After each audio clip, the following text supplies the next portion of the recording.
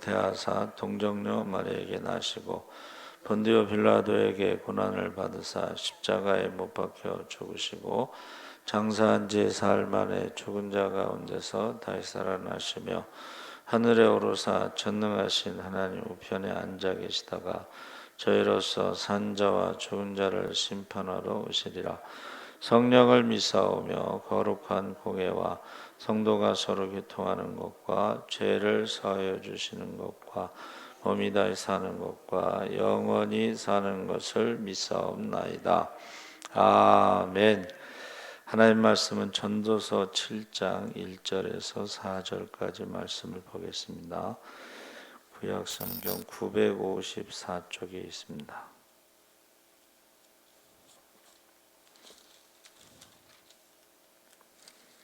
전도서 7장 1절에서 4절까지 우리 다 같이 읽겠습니다.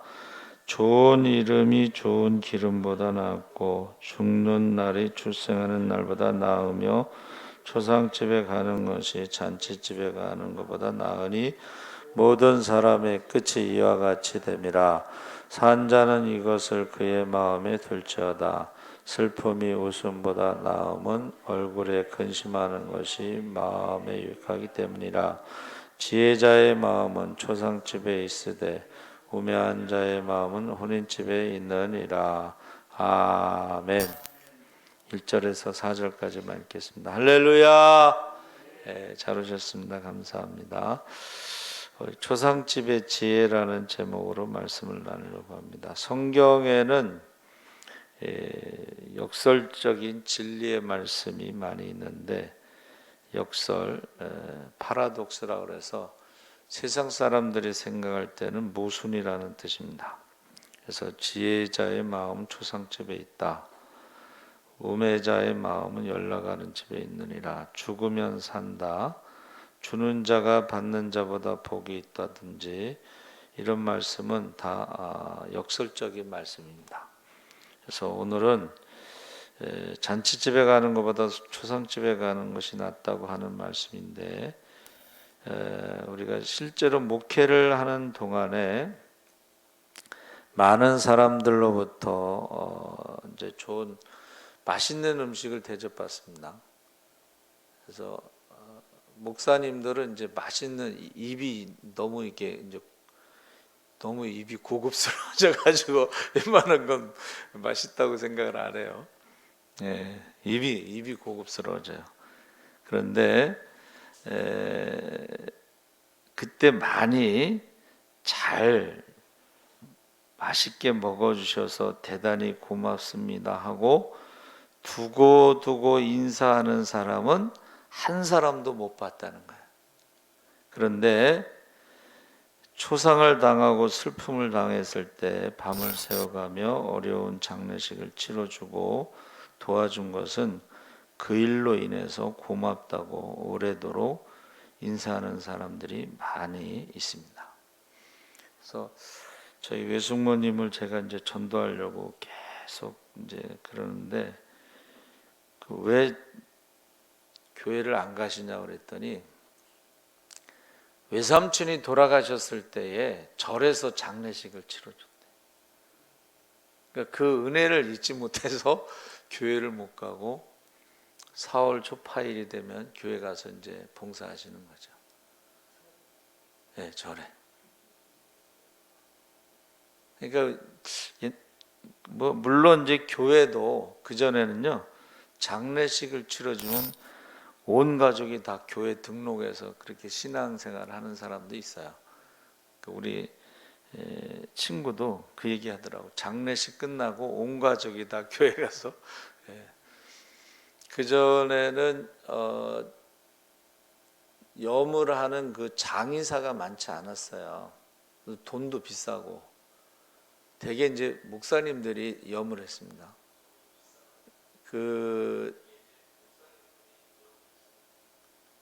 유튜브를 틀어놓으셨구나. 맞아.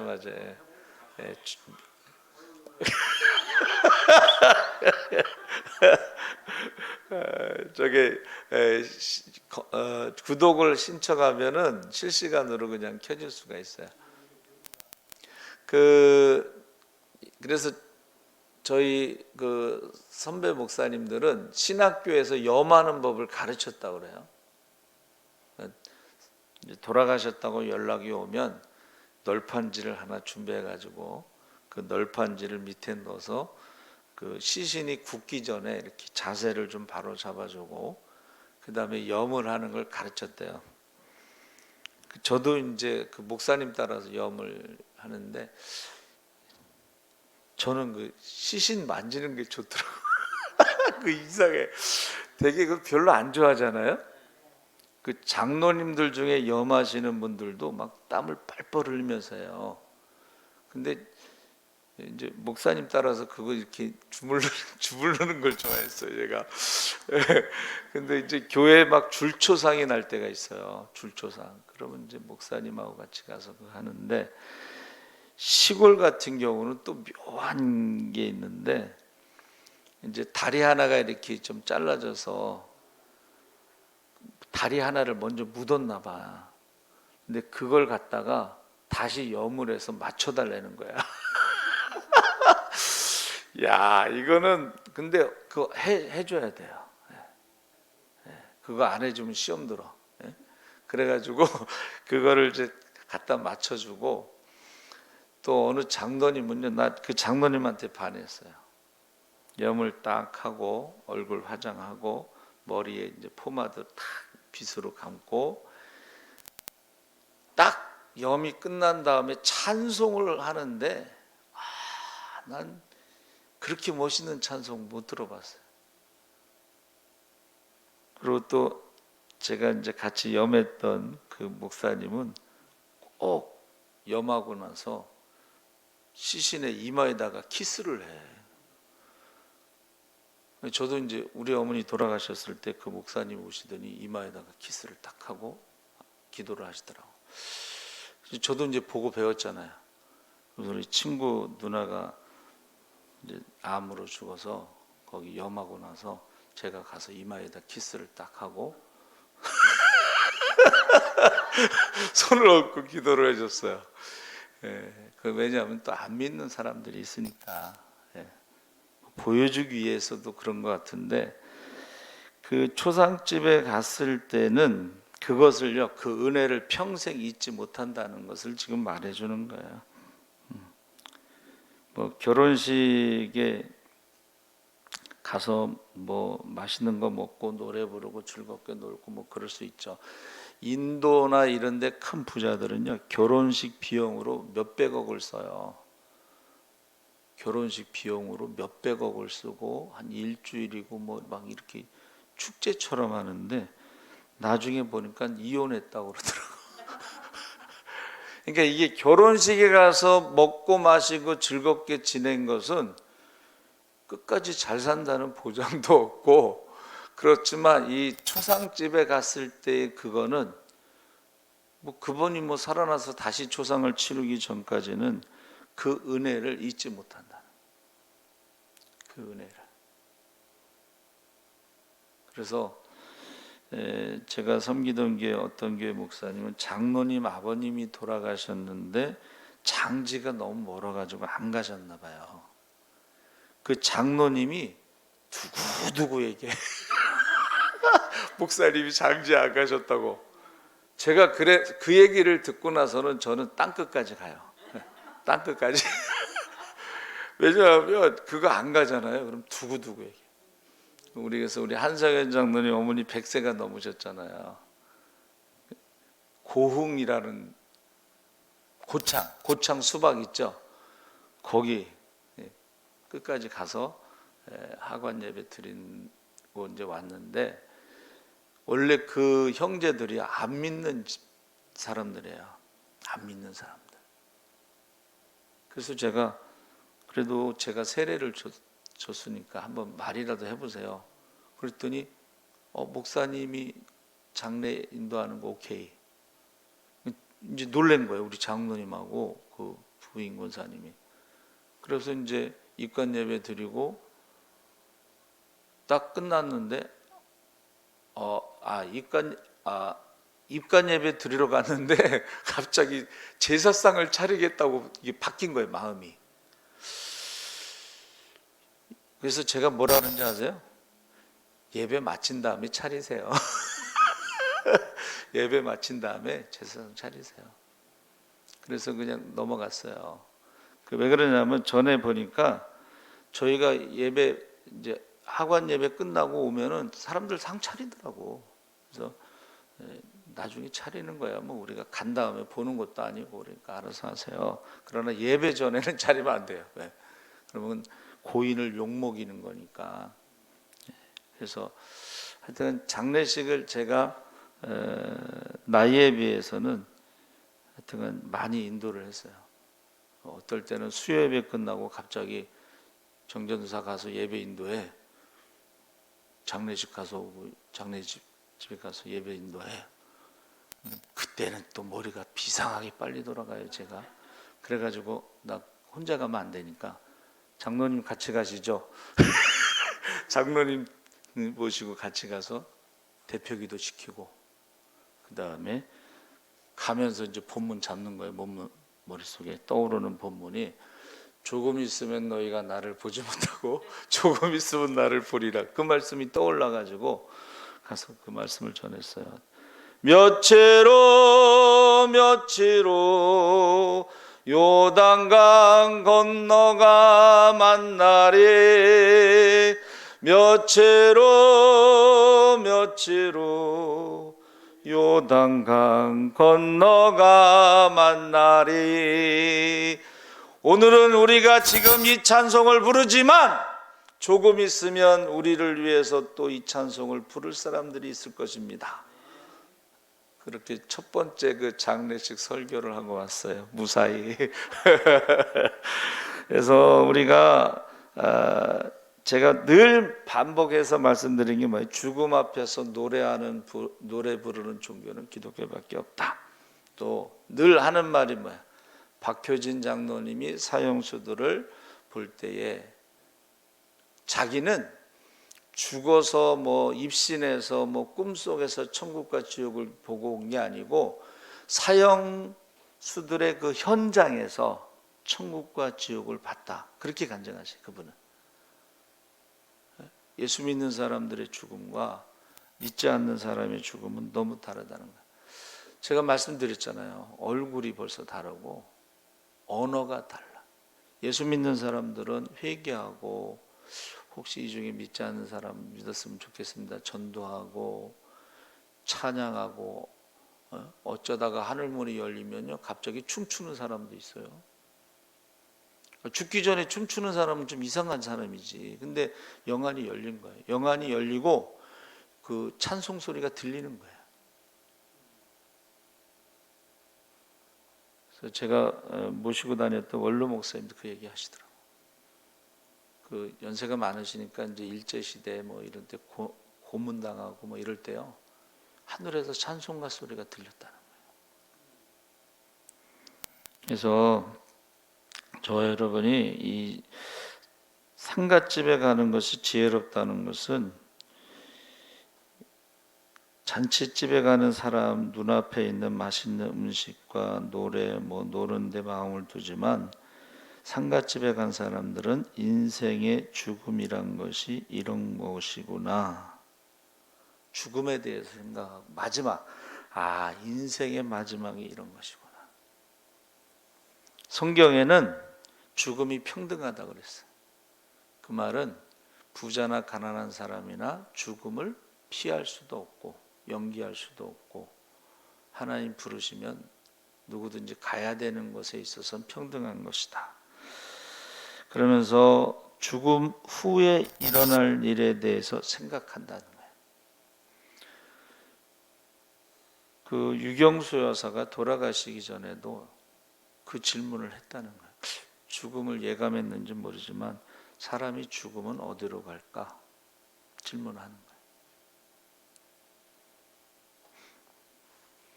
이제 죽음을 먼저 경험하는 것을 선취라고 그래요. 선취, 먼저 취한다. 우리 큰애가 5살 때 이제 할머니가 돌아가셨는데 그때 걔가 죽음을 경험한 거예요. 그러고 나서 뭐라 그러냐면 이제 외할아버지 집에 이제 그 김장하러 가서 이제 제가 우리 큰애를 데리고 이제 산에 가서 연을 띄웠어요. 연. 근데 갑자기 얘가 5살 먹은 애가 아빠도 할아버지처럼 나이가 들면 죽는 거야. 5살 먹은 애가 죽음에 대해서 질문하더라고. 그게 경험하는 거야. 지금은 뭐 잘 기억도 안 나겠지만 우리가 예비하는 지혜가 있기 때문에 초상집에 가는 사람이 지혜로운 자다. 죽음을 준비하는 게 지혜고 죽은 다음에 내세관이라고 그러는 것이 이제 종교예요. 유교는 내세관이 없습니다, 여러분. 유교에는. 그래서 공자님의 제자가 물어봤잖아요. 스승님, 죽은 다음에 어떻게 됩니까? 그랬더니 사람아, 살아서 일도 다 모르는데 죽은 다음에 일을 내가 어떻게 하느냐? 유교는 내세관이 없습니다. 그건 종교가 아닙니다. 윤리입니다. 그러니까 우리가 상갓집에 가서 되게 이제 뭐 연세가 어떻게 되셨어요? 그러면 한 90 넘었으면 그냥 호상이라고 그러고, 뭐 시골에서는요 그냥 호상이라고 그러고 잔치처럼 막 사람들이 놀아요. 근데 저는 예수님이 나사로의 죽음 앞에서 우셨잖아요. 조금 있으면 살리실 텐데, 그러니까 죽음이라는 것 자체는 죄의 결과이기 때문에, 저주기 때문에 슬픈 일이에요. 죽음이라는 것 자체는 죄의 결과이기 때문에 슬픈 일이에요. 저는 호상은 없다고 생각해요. 90 넘어서 돌아가셨어도 그 자녀들이 효도를 했느냐? 대개는 효도를 못합니다. 그래서 10가지 후회 중에 부모가 죽은 다음에 후회라는 게 들어가 있는 거예요. 되게 불효한 자식들이 많이 울잖아요. 평상시에 잘한 자식들은 그렇게 울지는 않아. 그래도 돌아가시고 나면 못해드린 게 생각이 나요. 그리고 살면서요, 자식들이 속썩일 때마다 속썩였던 게 생각이 나. 그러니까는 호상은 없다고 저는 생각을 해요. 그러나 믿는 사람들은 하늘의 소망으로 위로를 받고 이별에 대한 슬픔이 있잖아. 우리가 천국에 돌아가신 분이 살아서 돌아오진 않지만 우리가 천국에 가서 만날 그 때까지의 이별의 슬픔이 있죠. 이별의 슬픔. 그래서 우리가 상갓집에 가면요, 현실적으로 어떤 즐거움이나 이런 것보다는 인생의 끝날을 생각하고 죽음을 생각하고 예배하는 마음이 드는데, 이것이 바로 지혜라는 것입니다. 그래서 살아있을 때 우리가 죽음의 날을 예배하는 거야. 살아있을 때 이 세상에서 천국과 지옥을 준비하는 거야. 이 세상에서 평안할 때 환난을 예비하고 건강할 때 병드는 날을 생각하고 평화로울 때 전쟁을 대비하는 것입니다. 그래서 누가 그러더라고. 가난한 사람일수록 보험을 들어야 된다. 가난한데 큰 병에 걸리면 돈이 없잖아요. 그렇죠? 그래서 여러분, 우리는 다른 어느 때보다도 평화로다 할 때에 그때 전쟁을 준비하지 않으면 전쟁이 일어났을 때는 이길 수가 없죠. 그래서 주님이 오신다 할 때 준비하지 않으면 오신 다음에는 그때는 준비할 수가 없는 거죠. 그렇죠? 그래서 항상 미리 준비해야 됩니다. 그것이 초상집에 가서 우리가 미리 준비하는 지혜를. 그래서 우리 최병본 어머니가 이제 96세신데 그분이 7년 만에 교회 오셨어요. 7년 만에. 근데 그분은요, 노인구역 들을 때마다 빈손으로 오지 않아. 집에서 뭐 자녀들이 사준 옷 입지도 않은 거, 뭐 새 거 이런 거 있잖아요. 옷이든 아니면 과일이든 뭐든지 갖고 와서 이렇게 나눠주시더라고. 이번에 신방 가서 새로운 사실을 알았어요. 이 어머니가 알고 봤더니 부자야, 땅 부자야. 그래가지고 시골에서 쌀도 오고 돈도 오고 이 카드를 쓰셔요. 그래서 손자 손녀가 어디 딱 가면 카드로 딱 계산해 그런 데잖아. 응? 아들 딸이 용돈을 주는 게 아니고 그 이동순 집사님이 이제 어머니 목욕시켜 드리려고 오시거든요. 그럼 목욕시켜 준 값 2만 원 딱 준대. 근데 어떨 때 3만 원을 주신대. 뭐냐 그러면 올 때 과일 사온 값. 그래가지고 3만 원을 주신대. 야, 그래서 우리 어머니 참 멋있다. 예? 되게 옛날 어른들은 예? 용돈 좀 막 모아놨다가 아들을 주더라고 보니까.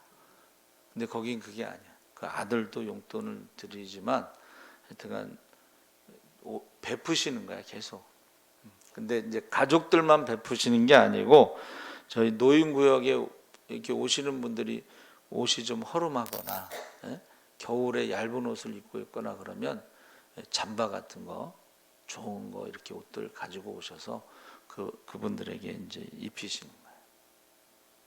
예, 그래서 하여튼간 아주 특별한 어떤 그런 모습이에요. 그래서 제가 이제 생각한 거야. 절에서 장수하시나 보다.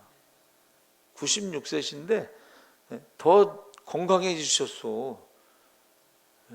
그래가지고 이제 좀 치매 혜택을 받으려고 검사하러 두 분이 오셨나 봐. 어머니 침대에 누워서 일어나시면 안 돼요. 근데 누워 있다가 두 분이 오시니까 손님 대접한다고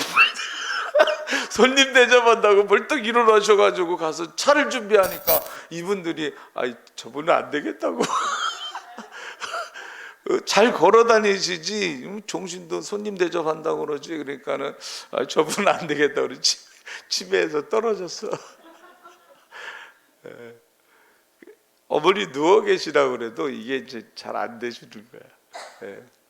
그래서 어머니 그러면서 요새 본인이 요새 봄, 가을, 겨울, 가을, 겨울 뭐 몇 월 달인지를 잘 모르시겠대.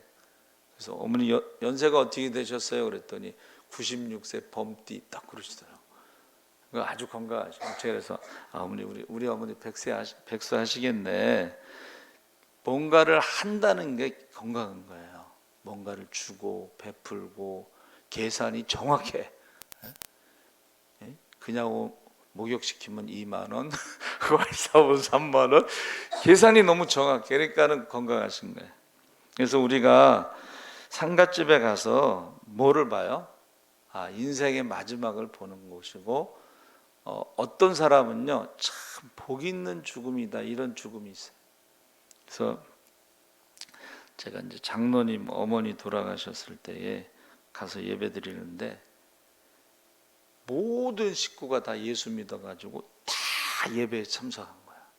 그런 경우 드물잖아요. 그 자손들이 다 예수를 믿어가지고 제가 장례 그 식장에서 예배 인도하는데 다 앉아서 예배드려요. 복 있는 죽음이라 그래요.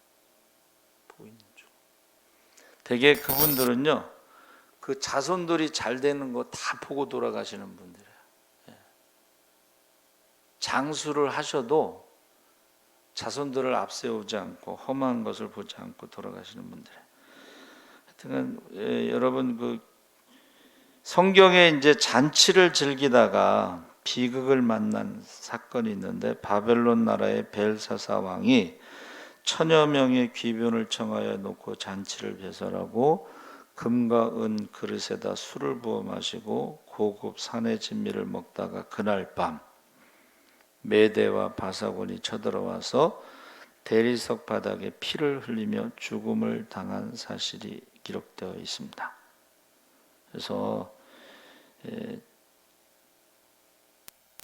기독교가 비관주의나 염세주의는 아니지만 우리는 항상 마지막을 생각하면서 살아가는 것이 이제 지혜다 이렇게 말했습니다. 아모스 6장 3절 7절에 보면 너희는 흉한 날이 멀다 하여 강포한 자리로 가까워지게 하고 상하상에 누우며 침상에서 기지개 켜며 양떼에서 어린 양과 우리에서 송아지를 취하여 먹고 비파에 맞춰 헛된 노래를 지절거리며 귀한 기름을 몸에 바르면서 요셉의 환난을 인하여 근심치 아니하는 자로다. 그러므로 저희가 이제는 사로잡히는 자 중에 앞서 사로잡히리니 기지개 켜는 자의 떠드는 소리가 그치리라. 굉장히 무서운 말씀을 하고 있는 거예요. 아주 영원히 살 것처럼 그렇게 잔치, 호화호식 이런 생활을 즐기다가 갑자기 심판의 날이 찾아오게 된다 하는 것입니다. 스바냐 2장 1절 이제 수치를 모르는 백성이 모일지어다. 명령이 시행되기 전 광음이 겨같이 날아 지나가기 전 여호와의 진노가 너희에게 임하기 전 여호와의 분노의 날이 너희에게 이르기 전에 그러할지어다.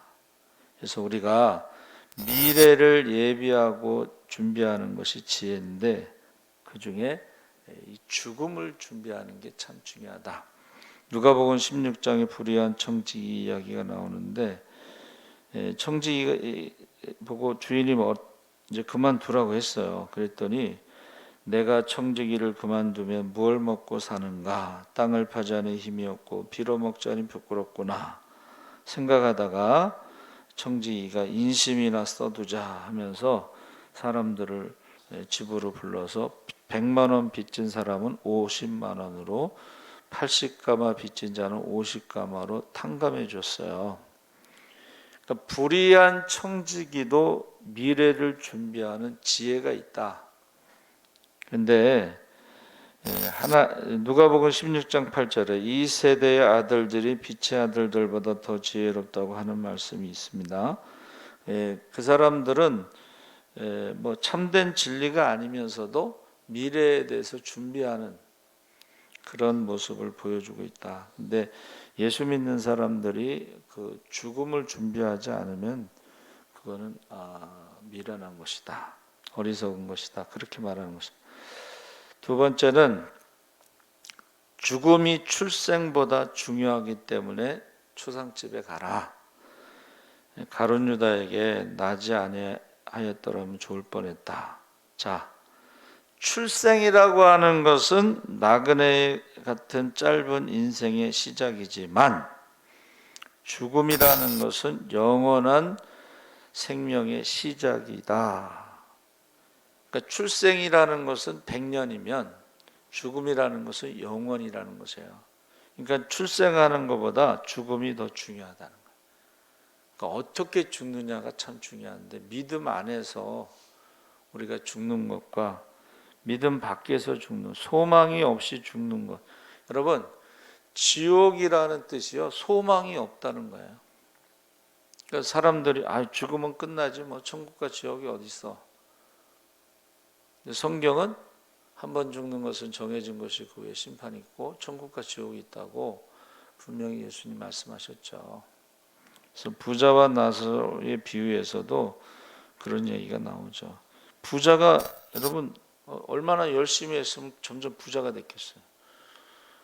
창고도 더 짓고 집도 고치고 아주 열심히 일한 만큼 어떤 즐거운 삶을 계획하고 있었는데 죽음에 대해서 준비하지 않았고 죽음 후에 세상에 대해서 준비하지 않은 것이죠. 그래서 저와 여러분이 육신의 삶에 얽매여서 영생을 잊어버리고 살지 말고 무엇보다도 이 세상은 나그네와 같다. 그리고 영원한 나라가 있다는 것입니다. 근데 그 영원한 나라가 천국과 지옥이 두 개가 있어요. 그래서 우리가 이 낫다라는 말이 계속 나오잖아요. 지금 전도서 7장에 보면 무엇이 낫고 무엇이 낫고 무엇이 나으니라. 이 낫다라고 하는 것이 좋다라는 뜻이에요. 원래 하나님이 창조하실 땐 보시기에 좋았더라. 모든 창조가 다 선한 것인데 선악과 먹은 다음부터는 그때부터 이제 좋은 것이 있고 나쁜 것이 있고 그래요. 비교하고 그리고 선택의 문제가 있는 거예요. 선악과 이전에는 선택할 필요가 없어. 에덴 동산이 천국이니까 하나님이 함께 하시는 곳이 천국이니까. 그러나 선악과 사건 이후로 에덴 동산에서 쫓겨나고 아담도 저주를 받고 하와도 저주를 받고 땅도 저주를 받고 그러면서 선택의 문제가 우리에게 생긴 거야. 그러니까 우리가 무엇을 선택하느냐에 따라서 더 나으니라 이렇게 전도서가 말해주고 있죠. 초상집에 더 나은 것, 좋은 것은 뭐냐면 어떤 분이 수분이 많기 때문이다. 이 수분이 뭐냐 그랬더니 초상집에는 땀과 눈물과 피가 있다. 울어야 할 곳에서 울지 않으면 웃어야 할 곳에서 영원히 우는 날이 올 것이다. 너와 내 자녀를 위해서 울라. 예수님이 말씀하신 대로 우리가 지금 악하고 음란하고 믿음이 없는 세대의 우리 자녀들을 위해서 우리를 위해서 눈물로 기도하지 않으면 웃어야 할 곳에서 영원히 울 수밖에 없다. 영원히 슬피 울며 이를 가는 날이 올 것이라는 것입니다. 그러니까 수분이 없으면 생명이 살지 못하듯이 수분이 없으면 아름다운 꽃도 필 수 없고 열매도 맺을 수 없는 것처럼 군인들이요 훈련 받을 때 흘리는 땀은 전쟁에서 피와 같다 그랬어요. 훈련 받을 때 뺀질뺀질거리고 땀을 안 흘리는 사람은 전쟁 때는 피를 대신해서 흘려야 된다. 그런 말이 있어요. 저와 여러분이 지금 눈물로 기도하지 않으면 웃어야 할 그곳에서 영원히 울 수밖에 없다. 그렇게 말하고 있습니다. 그래서 일할 때 땀을 흘리면 가난이 물러가고 찬송할 때 땀을 흘리면 기쁨이 오고 기도할 때 땀을 흘리면 능력을 받고 그래서 교회는 땀과 눈물이 있는 교회가 부흥된다 그랬습니다. 그전에는 기도를 많이 했어요. 그렇죠? 근데 언젠가부터 한국 교회가 성경 공부를 많이 했는데 기도를 많이 할 때는 능력이 나타났습니다. 성경 공부를 많이 할 때는 싸움을 많이 하더라고. 머리가 커지고 귀가 커지니까 싸움을 잘해. 기도를 많이 할 땐 능력이 나타나니까 영적인 기성도가 바뀌는 거예요. 문제가 해결되는 거예요. 병든 자가 고침받는 거예요. 할렐루야. 가난의 저주가 떠나갔어요. 그런데 기도보다 이제 성경 공부한다고 지식도 필요하지만 우리에게 필요한 건 성령이 더 필요해요. 할렐루야. 네. 그래서 이 땀과 눈물과 피를 흘리지 않으면 교회가 성장할 수 없다 그랬습니다. 그래서 지금 우리는 어느 집에 가 있느냐? 지금요. 제가 새벽에 말씀드렸죠. 한국 교회가 만교회가 문을 닫았다. 문을 닫은 교회가 만교회인데, 근데 문제는 10,000명 모이는 교회가 99명까지 이제 그것도 봐줘서 그 전에는 20명 그 유튜브 방송에 관계된 사람 10,000명이 모이든 10만 명이 모이든 20명이 그걸 하라고 그랬어요. 지금 이제 99명까지 했다가 이번에 좀 완화되면서 뭐 299명인가 그렇게 얘기했는데, 그러면 우리 한국 교회 신자 중에 10% 정도가 예배 드리는 거예요. 교회가 문을 닫은 데는 10,000개고 예배 드리는 거는 10%. 그러니까 사실은 눈물의 선지자라는 제목이 뭐냐면 정말 우리가 교회를 위해서 나라 민족을 위해서 울어야 돼요. 농어촌 교회가 없어지잖아요. 그래서 저희 순천에 있는 초국교회, 시골교회 이제 전도 축제 갔는데 그 목사님 그 얘기를 하셔. 똑같이 시골교회 목회를 왔는데 자기 아는 목사님은 다 돌아가셨대. 할아버지 할머니들이. 그리고 교회가 문을 닫았다는. 자기네 교회는 한 명도 안 돌아가셨대. 그래서 감사하다. 그 얘기를 했어요. 근데 그 교회도 역시 언젠간 이제 돌아가실 거 아니에요. 그래서 제가 기도를 해서 하나님 농어촌 교회가 사라진다고 합니다. 그래서 응답받은 게 뭐냐면 귀농을 통해서 농어촌 교회를 살릴 수 있다. 그 응답받은 거예요. 근데 우리 장로님하고 권사님이 귀농을 하셨잖아요. 맨날 기도를 그렇게 했는데 가서 축복 기도를 해주고 올라왔잖아요. 그 시골교회에서 장로님하고 권사님이 등록하면 그 시골교회 목사님 얼마나 힘을 얻겠어요. 그렇죠? 그래서 장로님이 가시고 나서 제1회 교회에서 주관하는 마을 노래 잔치를 열었대. 근데 또 우리 장로님 노래를 잘하셔요. 남진처럼 생겨가지고 교회에서 마을 잔치를 했어요. 그게 귀농을 통해서 살릴 수 있다는 응답을 받았어요. 또 하나는 이제 작은 교회들이 문을 닫는 게 너무 가슴 아파서 기도하는데 하나님이 새벽 기도를 통해서 작은 교회를 살릴 수 있다. 그러니까 그 전에 어르신들은 가까운 교회 새벽 기도 가서 도와주고 헌금도 해서 도와주고 하면서 작은 교회들이 살았어요. 그래서 우리 선배 목사님 보고 어떻게 해서 교회 건축하셨어요? 그랬더니 세문안교회 권사님이 새벽 기도 와서 1억을 헌금해서 그때 건축을 했다고 그랬어요. 그래서 저도 그 다음부터 하나님 1억을 주시옵소서. 그렇게 기도는 안 했지만 작은 교회 개척교회를 살리는 방법은 성도들이요 가까운 교회 작은 교회가 새벽 기도하는 거예요. 그래서 제가 이제 우리 권사님 한 분이 저쪽 미성 아파트 불광역 쪽에 가서 그 작은 교회 가서 새벽 기도 좀 하고 도와주세요. 그래서 가셨어. 근데 겨울에 작은 교회라서 그런지 불을 안 떼더래.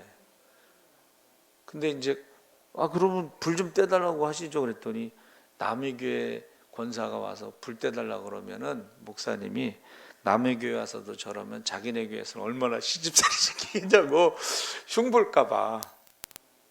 그래서 차량 운행을 제가 하는 거예요.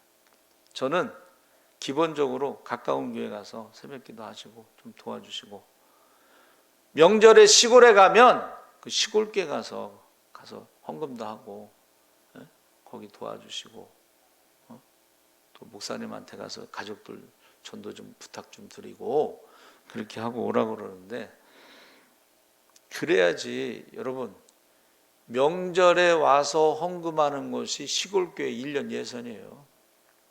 1년 예산이에요. 1년 예산. 그래서 우리 친구가 광주 그쪽에서 작은 교회 하는데 그 교회 출신이 이제 시집을 갔다가 와서 보니까 교인이 없거든. 너무 가슴이 아팠는지 자기가 섬기는 이제 서울교회 목사님한테 말씀드렸더니 선교비를 10만 원씩 보내주시더래. 근데 그 당시에는 뭐 2만 원, 3만 원 선교비 보낼 때인데 2만 원, 3만 원 보내고 또 선교 편지 보고서 올리라고 막 그런데. 근데 그 장로교 목사님은 선교 편지 보내지 말고 전화도 하지 말고 그냥 기도만 하시라고. 근데 그게 너무 고맙더래. 막 2만 원, 3만 원 보내주면서 선교 편지 보내라, 전화로 보고해라 그러면 스트레스 받는데. 그 편지를 눈물의 선교 편지라고 써보지 않은 사람 모른다는 거예요. 그래서 저희는 처음부터 10만 원씩 보내고 전화가 오면은 전화하지 마세요. 보고서 안 해도 됩니다. 왜냐하면 지방에다가 하는 건 이게 보고서를 해야 돼요, 서로. 근데 우리는 지방에다 안 하고 직접 하기 때문에 그러고 이제 겨울에는 이제 연탄 원금 보내드리는 거예요. 그래서 이 무엇보다 낫다라는 것이 하나님 보시기에 좋았더라 이 토부인데요. 여러분 선악과 이전에는 하나님이 창조한 모든 것이 선하고 보시기에 좋았더라 그랬죠. 근데 이 좋다, 낫다 이런 것이 착할선, 이 착할선 한문을 쓰는데 거기에 이렇게 돼 있어. 옥편에 여러분 찾아보시면 뭐라고 돼 있냐면 양을 신으로 하여 원고와 피고 양자가 서로 좋은 결론 합의를 보는 것.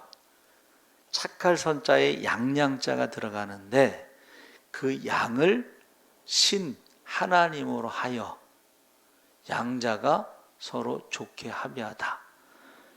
그러니까 이건 5편에는 이렇게 나와 있는데 안 믿는 사람들은 왜 양을 하나님으로 하여, 이게 이해를 절대 할 수 없어요. 이게 안 믿는 사람들은.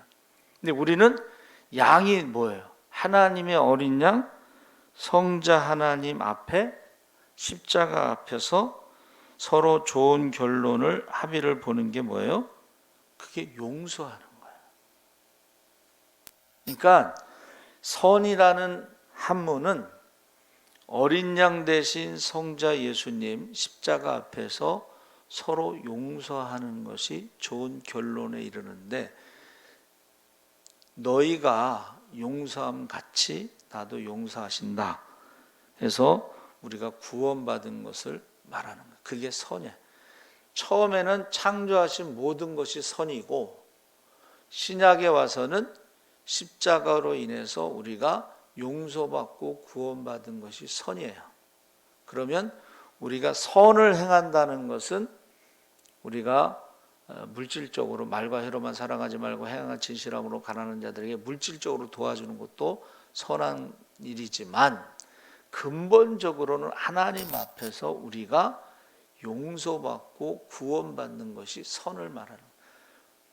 여러분 집에 가서 궁금하시면 정말 한번 찾아보세요.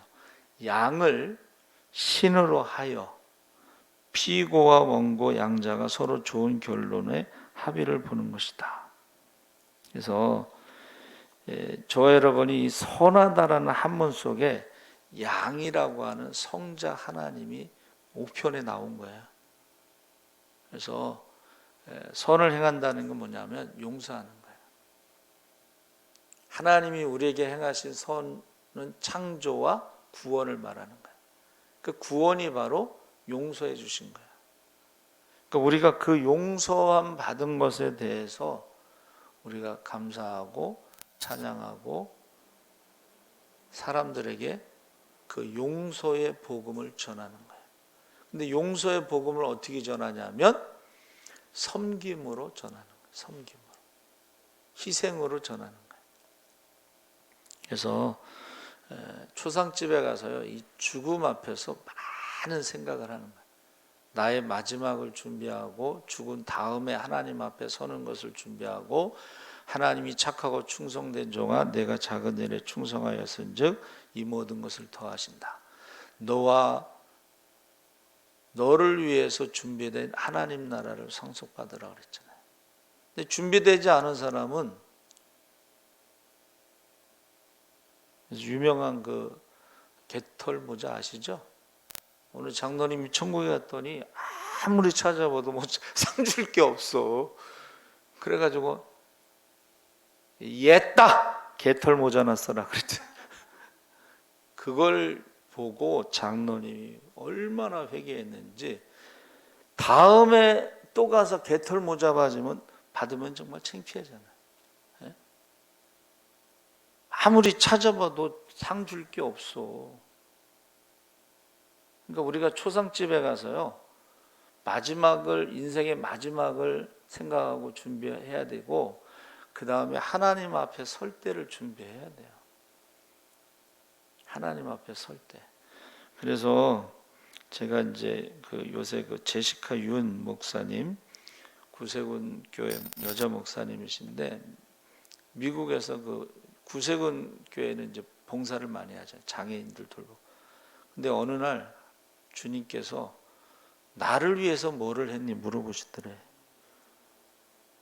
어려운 사람을 위해서는 자기가 열심히 일했는데 주님을 위해서 뭐를 했느냐. 그래서 우리가요, 신앙생활은 하나님과의 교제와 이웃과의, 사람과의 교제가 이게 균형을 이루어야 되는데, 이 하나님과의 교제가 없이 이웃과의, 사람과의 일을 하다 보면 일 중심으로 신앙생활을 하다 보면 지쳐요.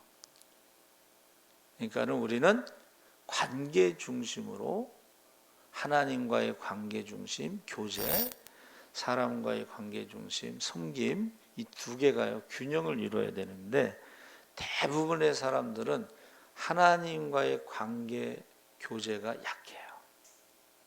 그러니까 하나님과의 어떤 같이 하는 시간, 이웃과의 같이 하는 시간. 근데 하나님과의 교제가 없으면요 나중에 지쳐버려요. 그래서 초상집에 가면 어떻게 해야 되냐? 나의 마지막을 잘 준비하고 두 번째는 하나님 앞에 설 준비를 해야 되는데 그때 물어보실 거예요. 아무리 뭐 귀신 쫓고 병 고치고 뭐 이 세상에서 부귀영화를 누리고 난리를 쳐도 내가 너를 도무지 알지 못하겠노라 이렇게 말씀하신다 그랬잖아요. 주님과의 교제가 없었기 때문에 그 나를 위해서 네가 전도한 거야? 나를 위해서 기도한 거야? 너 니네 교회 살찌려고 너희 교회 사이즈 늘리려고 세상에서 이름을 드러내려고 너를 위해서 한 거잖아. 저 음성을 그거 한번 들었어요. 할 말이 없대. 왜냐하면 한 번도 생각해 본 적이 없어. 그냥 맡겨진 기관 부흥시키는 것만 집중했지 주님을 위해서 부흥시킨다는 생각을 해본 적이 없어요. 그 질문을 하는데 할 말이 없어. 그 다음부터는 이제 조금 바뀌었어요. 제가 기도하면서 하나님의 뜻을 물어보고 주님을 위해서 내가 어떤 선택을 해야 되는지. 타락 이전엔 선택할 필요가 없지만 타락 이후에는 선택을 해야 돼요. 우리가. 근데 맨 마지막에 꼭 내 뜻대로 선택하든지 아니면 하나님 뜻대로 선택하든지 둘 중에 하나야. 중간은 없어. 근데 사람들이 대부분 저를 포함해서 내 뜻대로 선택할 때가 많아. 나를 위해서 선택할 때가 많아. 그거를 물어보신다는 거예요. 그래서 여러분 저희 마음이 항상 그 초상집에 있듯이 나의 마지막을 준비하고 하나님 앞에 설 준비를 하시기를 주의 이름으로 축원합니다. 아멘. 살아계신 하나님 아버지 감사합니다. 어리석은 자는 그 마음이 잔치집에 가 있고 지혜로운 자는 그 마음이 초상집에 가 있습니다. 전도서 12장 결론이 죽음이 오기 전 청년의 때에 창조주 하나님을 기억하라.